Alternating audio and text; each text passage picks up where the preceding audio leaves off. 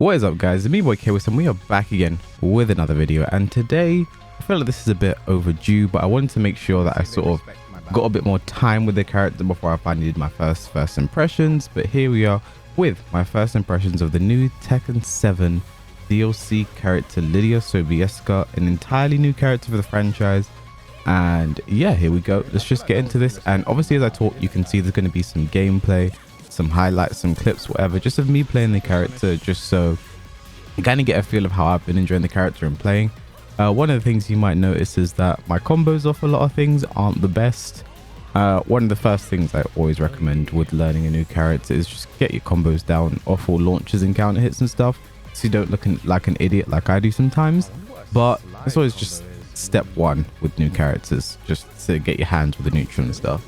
So unless you've been living under a rock, you will know that Lidia, the new Tekken 7 DLC character, has been released. I've also been streaming and playing the character. You'll see that footage here on the screen.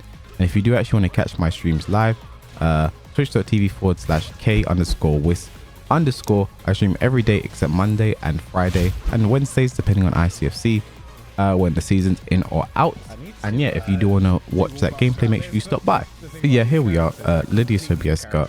First off, my first impression to say is that she's fun. She's a very fun character.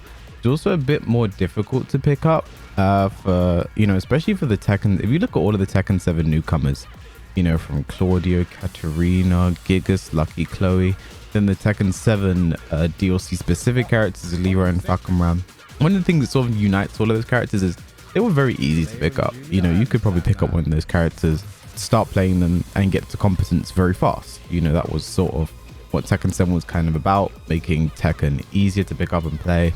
All these characters, you know, so easy to start getting going, get their combos down, simple execution.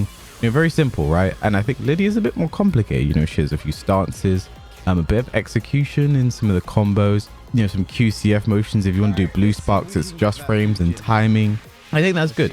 You know, I think it's nice to have something like that. A lot of people saying like this is what Leroy should have been, a bit more technical. And yeah, I'm a big fan of that. She is a bit more difficult to pick up. Punishment on like launches isn't fantastic, especially her 15 frame. You know, her hop kick, the damage isn't fantastic.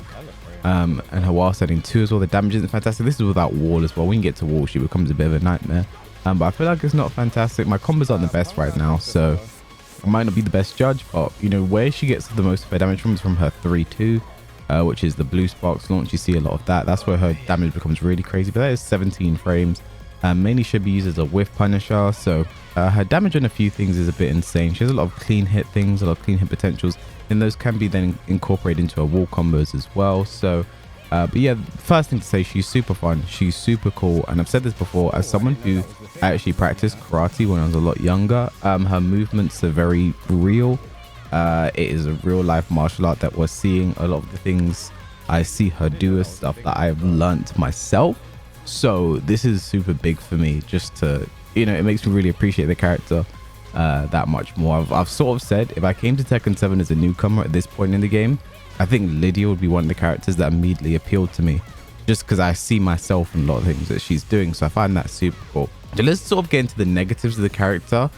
In terms of her flaws and weaknesses, I find she's kind of linear on a lot of things. She's quite easy to step on a lot of things. A lot of her stance stuff, fairly easy to get around her from what I've seen. Like one of her main tools, and I'll get into this later, is her forward 2. And obviously her running 1. Those are basically the approach tools, but they're super linear, very easy to get around. And running 1 being a high as well. And all in all, I feel like that's the issue right now. At this point in time, you're probably not going to see many people stepping her and getting around her, mainly because she's a new character. People aren't familiar with the matchup yet, so people are still going to be struggling to deal with that. That's still one of the main things I've noticed with her, is her tracking isn't fantastic, a bit linear in a few things. However, I say that she does have one stance, Heaven and Earth, and this is where the guard break comes from. Heaven and Earth 1+2, the blue sparks into the guaranteed forward 1+2 or guaranteed forward 2-4 for the wall splat. That is basically homing. That guard break is homing. I have not seen anyone step it. I've tried multiple times in practice mode. I've tried walking it to the left, walking it to the right, side stepping, side walking, blocking, back flipping, everything. You just cannot get around it. Its range isn't fantastic. but with the way it homes and with the way you go into stance for it is absolutely insane. And I think also what's really stupid in that stance, heaven and earth, she has the high guard break and then the mid launcher that is also safe. And I think that's really, really, really dumb. Because there are certain situations and scenarios where you can make someone, if you do like a wall combo and end it into forward forward 2, which then goes into the stance, they then have to tech into a situation where they have to either block the mid launcher, or if they block, they get hit by the hard guard break into guaranteed 40 damage if you do the 14 frame punish. And I think that's really crazy because the mid as well, the mid's tracking isn't, it's weird because sometimes its tracking is amazing, they try and get around it and they just get clipped, and sometimes its tracking is horrible and it's so easy to get around. And I feel like it's kind of bugged maybe because it's just not consistent in the way you get around it. And that mid launcher, you know, it does a lot of damage and it is safe at -6. So I feel like that's a bit of a design flaw, because why should you have to tech into mid launcher or high guard break, right? You have to guess in that situation. I'm really not a fan of that. I think it's really stupid. And then you can, if they do it from forward forward 2, which is the main way you see people get into heaven and earth, you can just mash to get to not be put in that mix up.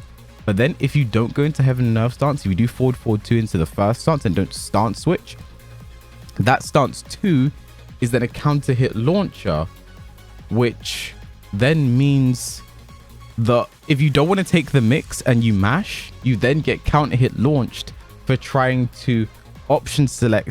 It's a very, very, very awful situation to be in, is what I'm kind of saying. I think her main problem right now revolves around that heaven and earth.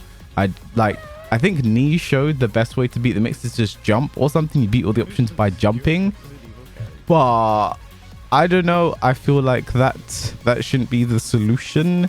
And if you do delay it at all, then you're going to catch the jump. And yeah, I feel like that's kind of really messed up at the minute. You know, I feel like that is really a problem. And I feel like that's the main thing I say that has to be looked into, because it's really messed up. There's some really messed up situations with it.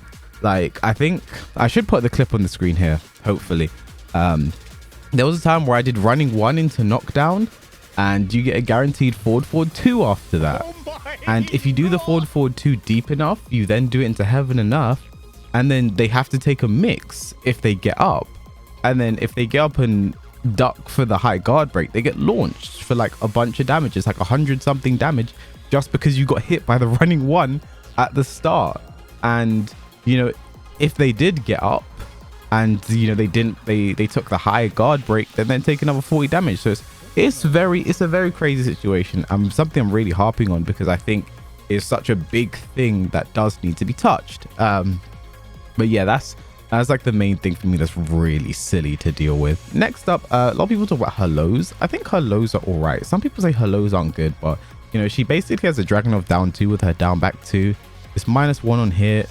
It doesn't force crouch for them, so it's just a nice low, high crushing low poke. She has a hell sweep, down back 3-2.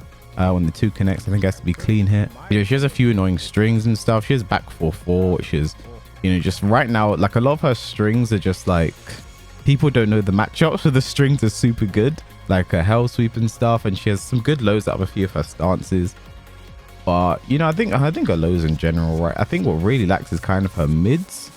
But speaking of her mids, probably her most important mid, and the move you're going to see spammed a lot, is her forward forward 2. And I do believe her forward forward 2 may need to be, I think it's in a contender for maybe being nerfed. Maybe the pushback on it, because it's so easy to just spam it over and over and over again, because there's pushback. I think it's like -5 or something like that, and you just keep doing it over and over and over again. And then once it hits, you then go into stance and start doing your bullshit. So it's just kind of a testing tool of just like, you're eventually going to get hit by this forward forward 2. Now, the move is hella linear. Like, it is very linear. It's very easy to get around. But I do feel like even with that in mind, like, it's just so spammable. Like, just nerf the pushback, I think. And then I think it becomes okay. It can't be spammed as much, you know, even with it being linear and sidestepping. And another huge problem that Lidia has, and I'll probably just go to practice mode to display this one. Her 3-2, you see that launcher that most people do for their combo videos and starts off, it is like unwhiff punishable. Like I think Chicken Maru checked this and I believe it's -20 on whiff. And just to give you an idea of what that means, jabs are -17 on whiff, which basically means to whiff punish this move you have to be super on point. It's basically a move you can throw it in neutral for free, and like even if you do duck it, because it doesn't jail, even if you do duck it, like punishing it is still relatively difficult. You know, it's in the same vein as electrics, and I think that's really silly. I feel like one thing I will say this over and over again, I think moves should be able to be whiff punished, right? If you make a mistake, if you mess up your spacing, if you're just throwing something out for no reason, you deserve to be punished for that, right? You don't deserve to be rewarded for it by them then blocking your move or whatever, because you know there are some, take Asuka's forward 2 for example. That's one of her main whiff punish tools, but it's like -17 or something on block. Like you shouldn't go for your whiff punish and then because they were able to block it because it recovered so fast, you then get launched for it, right? I feel like that shouldn't be happening. So that's another thing that needs to be touched. 3-2 is really silly on whiff, and the damage you get, it's like 80 damage if you do like optimal combos or like suboptimal combos. So I feel like that's something that also needs to be touched. Like all in all, my first impressions of the character are positive.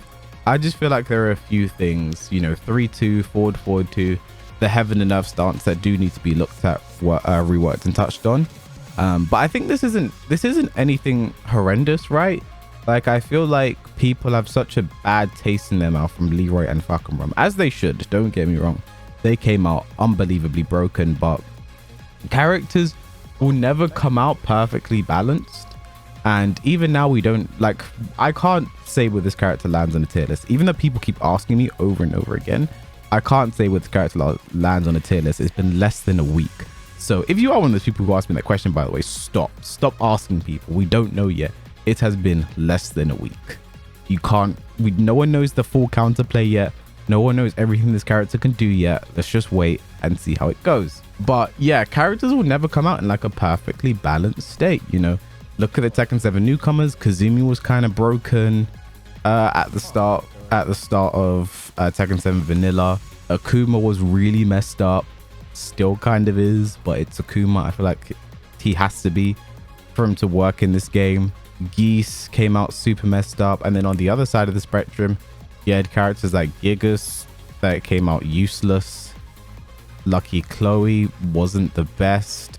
Claudio kind of weak. Like a character's never going to come out super balanced, and you know this is a trend throughout Tekken history. Look at Tekken 6. You know, Bob and Lars came out absolutely horrendous to deal with. So you know, it takes time to, you know, rework the characters and fit the characters.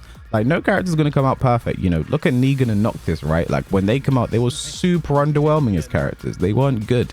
And after years, I think it's been years since they both come out, after years of balancing, they're now in very good spots. I think Noctis is in an amazing spot right now as a character. He has his place. I think Negan as well has his spot as a character. He has his place. So it takes time to do these things. I'm very happy where Lidia's come out, because especially when you take into mind what they're trying to do with this character, like they're trying to make a character that takes time to learn, execution, stances, mix-ups. They haven't made a character like this since Tekken 5, I think. Maybe even Tekken 4 when Steve came out. You know, they haven't really like made a character that they've made an effort to be complex in this game for a very, very, very long time. So I'm happy to see it. I'm happy to see they're trying. It's gonna take time to get right, but I feel like they've started off on the right foot. I just feel like there's a few crazy things that do definitely need to be touched. Heaven and Earth stance I'll go on about is very silly, you know. Oh, and another thing I forgot to mention about Heaven and Earth stance. So the guard break and the mid launcher both come out in 16 frames as well at the exact same time. It is a true mix-up. You just have to guess when she goes into that stance, especially after her rage drive, because her rage drive is like plus 28 on block, and you literally just have to take that mix up. You can't mash. I think you can power crush. I'm not sure. I think I've been power crush, but you can't mash. you actually just have to hold the mix after that. And I think that's really silly, especially when you consider the state of like rage drives in this game, how people already have a problem with them anyway. But honestly, my overall first impressions of Lidia are very positive. I think she's cool. I like her movements. I like her movements. I like the way she plays. She's fun and intuitive. She's cool. She ticks all the right boxes.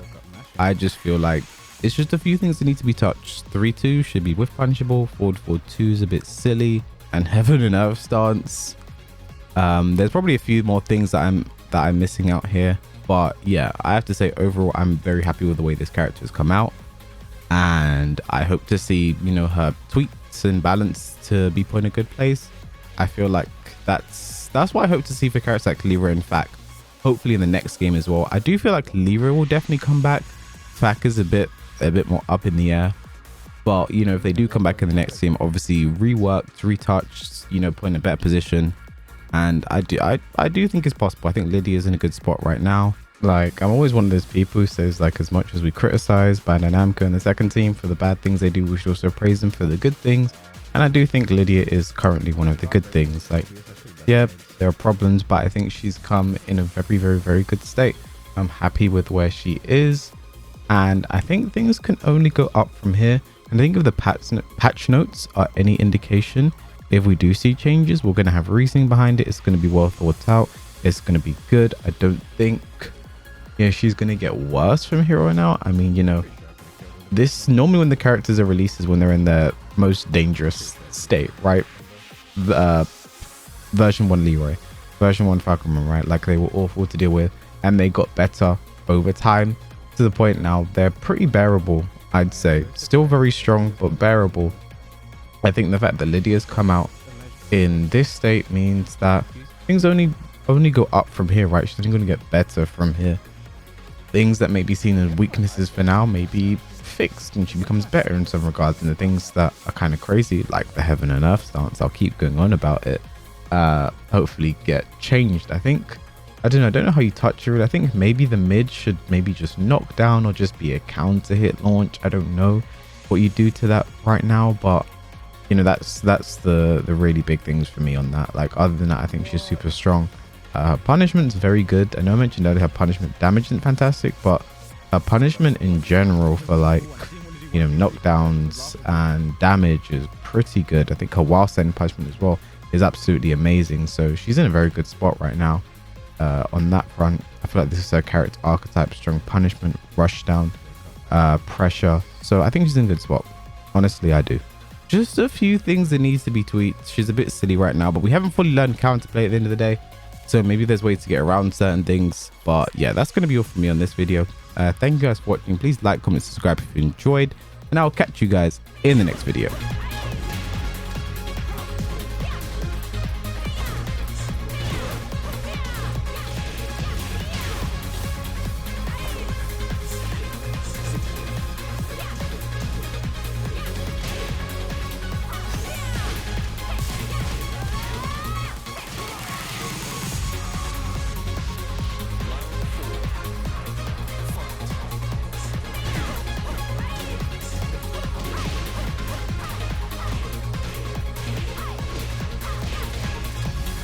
Yeah, I just messed it up, you know.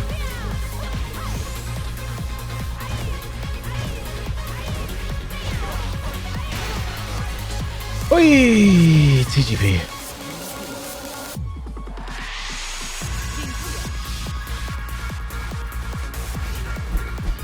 Come on.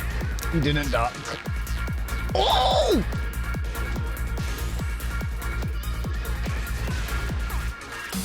Oh my god. Oh my god, I'm the GOAT. I am actually the GOAT. Someone clip that.